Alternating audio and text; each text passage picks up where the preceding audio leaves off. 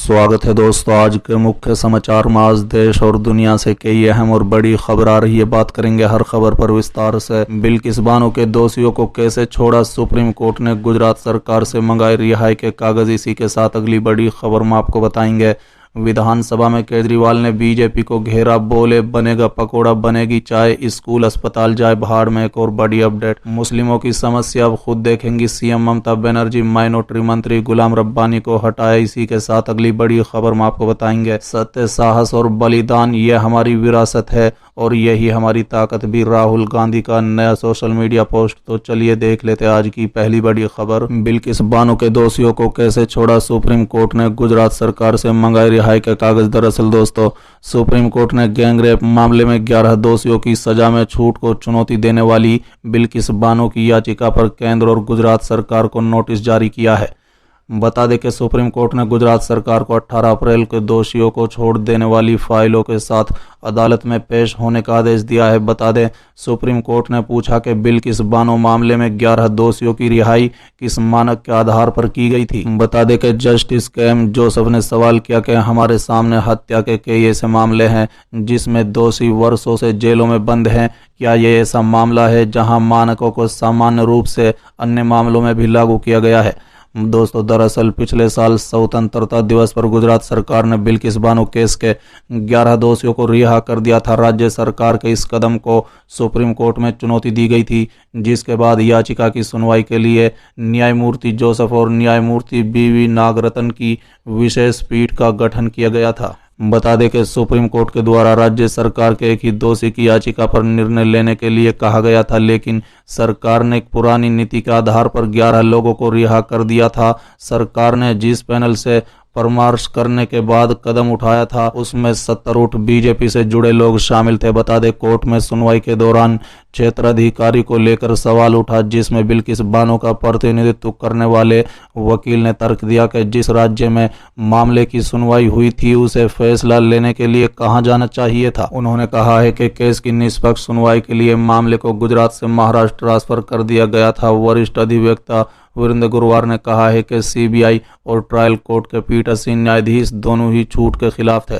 चलिए अगली खबर। विधानसभा में केजरीवाल ने बीजेपी को घेरा, बोले बनेगा पकोड़ा बनेगी चाय, स्कूल अस्पताल जाए भाड़ में। दरअसल दोस्तों, मुख्यमंत्री अरविंद केजरीवाल ने सोमवार को दिल्ली विधानसभा में बीजेपी पर तंज करते हुए कहा कि मैं अभी वित्त मंत्री और बीजेपी वालों की चर्चा सुन रहा था। उन्होंने कहा है कि शिक्षा मंत्री आतिशी से निवेदन करूंगा कि एडल्ट लिटरेसी प्रोग्राम की भी व्यवस्था करे। दिल्ली मॉडल एक पढ़ी लिखी सरकार, सबके विकास, जीरो करप्शन, महंगाई से निजात, फ्री बिजली, फ्री पानी, सबके लिए स्वास्थ्य क्या मॉडल है। साथ ही उन्होंने कहा है कि पहले दिल्ली CWG घोटाले के लिए जानी जाती थी, लेकिन आज स्कूलों के लिए जानी जाती है। इन लोगों ने हजारों करोड़ खर्च कर दिए घोटाले साबित करने के लिए, लेकिन जनता मान नहीं रही है। जो काम 65 साल में हुए उससे डबल काम हमने 8 साल में कर दिए।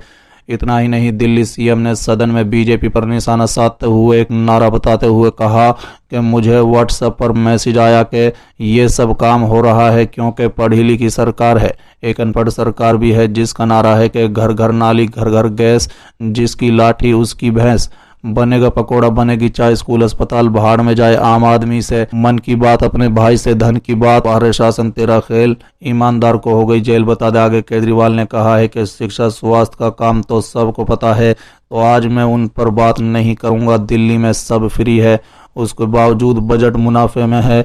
हम सरकार में आए तो बहुत प्रोजेक्ट पेंडिंग में थे। 1998 से 2015 तक 193 किलोमीटर मेट्रो बनी और 2015 से 23 तक 390 किलोमीटर मेट्रो बनी। केजरीवाल ने आगे कहा है कि सब आपने यानी बीजेपी वालों ने ही किया है। बता दें कि केजरीवाल ने कहा है कि इंफ्रास्ट्रक्चर के बूस्ट देने के लिए ये सबसे बेहतर बजट है। चलिए अगली खबर। सत्य, साहस और बलिदान ये हमारी विरासत है और यही हमारी ताकत भी, राहुल गांधी का नए सोशल मीडिया पोस्ट। दरअसल दोस्तों, कांग्रेस नेता राहुल गांधी ने रविवार को अपने इंस्टाग्राम पर एक वीडियो पोस्ट किया। वीडियो के कैप्शन में कांग्रेस नेता ने लिखा कि सत्य, साहस और बलिदान ये हमारी विरासत है और यही हमारी ताकत भी है।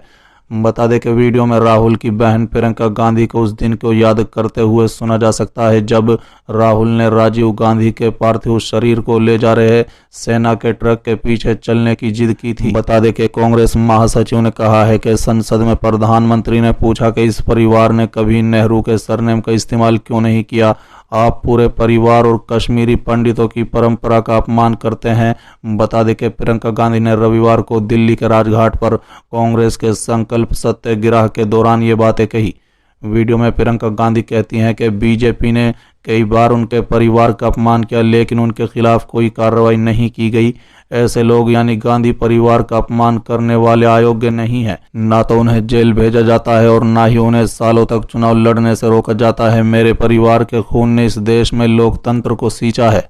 चलिए अगली खबर, मुस्लिमों की समस्या आप खुद देखेंगी। सीएम ममता बनर्जी माइनॉरिटी मंत्री गुलाम रब्बानी को हटाए। दरअसल दोस्तों, पश्चिम बंगाल में पंचायत चुनाव 2023 को देखते हुए राज्य कैबिनेट में बदलाव किया गया है। सीएम ममता ने गुलाम रब्बानी को अल्पसंख्यक विकास विभाग के दायित्व से हटा दिया है। बता दें कब से सीएम ममता खुद राज्य का अल्पसंख्यक विभाग संभालेंगी। बता दें सूत्रों के अनुसार सीएम ममता गुलाम रब्बानी को काम से नाखुश थी। बता दें ताजमुल हुसैन इस विभाग के राज्य मंत्री के रूप में प्रभारी हैं। बता दें कि वो इस पद पर बरकरार रहेंगे। बता दें कि सागरधी विधानसभा उपचुनाव में मिली शिकस्त के बाद ये सीएम ममता की मुसलमानों को लुभाने की योजना मानी जा रही है। राज्य में पंचायत चुनाव के मद्देनजर सीएम ममता बनर्जी के इस कदम को स्वाभाविक रूप से बेहद अहम माना जा रहा है। सियासी हलकों में चर्चा है कि राज्य के अल्पसंख्यक समुदाय के लोगों के एक वर्ग को असंतोष के खत्म करने के लिए ममता बनर्जी ने ये कदम उठाया है। बता दें कि छात्र नेता अनीस खान की मौत और हाल ही में आईएसएफ विधायक नौशाद सिद्दीकी की गिरफ्तारी के बाद मुसलमानों को एक धड़ा सीएम ममता बनर्जी से खफा है। हालांकि सूबे की सत्ताधारी तृणमूल कांग्रेस ने शुरू से ही इस बात को खारिज किया है, लेकिन इसी बीच ममता का खुद अल्पसंख्यक विभाग संभालना कुछ संकेत तो जरूर कर रहा है। दोस्तों, दरअसल कुछ दिन पहले सीएम ममता ने टीएमसी का अल्पसंख्यक चेहरा बदल दिया था। हाजी नूरुल इस्लाम को स्थान पर उत्तरी दिनाजपुर में इटाहार के नेता मुशर्रफ हुसैन को टीएमसी अल्पसंख्यक मोर्चा का अध्यक्ष बनाया था। सोमवार को राज्य कैबिनेट की मीटिंग हुई। यहां सीएम ममता ने बताया कि गुलाम रब्बानी को अल्पसंख्यक मामले के विभाग से हटाया जा रहा है। अल्पसंख्यक कार्य विभाग वो खुद देखेंगी। चलिए अगली खबर, हरियाणा में चुनाव से पहले बीजेपी, जेजेपी और आईएनएलडी और आपको लगा बड़ा झटका, कांग्रेस ने कर दिया खेला। दरअसल दोस्तों, हरियाणा में विधानसभा चुनाव होने में भले ही अभी लंबा वक्त है, लेकिन प्रदेश में राजनीतिक गतिविधियां तेज हो गई है। बता दें कि चुनाव को लेकर बीजेपी, कांग्रेस, इनेलो, जेजेपी, आम आदमी पार्टी सभी तैयारियों में जुटी हुई नजर आ रही है। इन पार्टियों में चुनावी रणनीतियों को लेकर बैठकों का दौर जारी है। इसी बीच हरियाणा से एक बड़ी खबर सामने आई है। बता दें बीजेपी, इनेलो, जेजेपी, आम आदमी पार्टी छोड़कर 3 पूर्व विधायकों समेत 56 नेताओं ने कांग्रेस का दामन थामा है, जिससे कांग्रेस का कुनबा लगातार बढ़ता जा रहा है।